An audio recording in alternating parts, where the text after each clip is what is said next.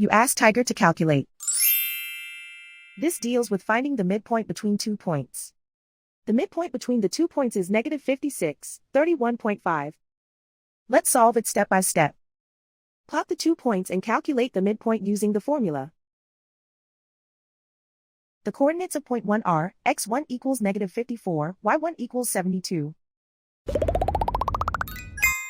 The coordinates of point 2 are, x2 equals negative 58, y2 equals negative 9.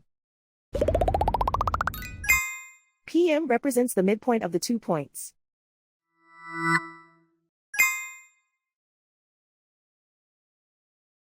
Use the x values in the midpoint formula to find the midpoints x. x1 equals negative 54. x2 equals negative 58. Simplify the arithmetic.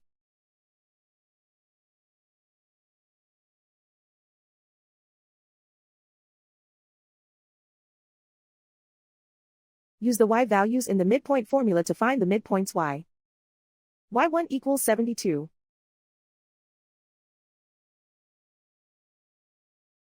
y2 equals negative 9. Simplify the arithmetic.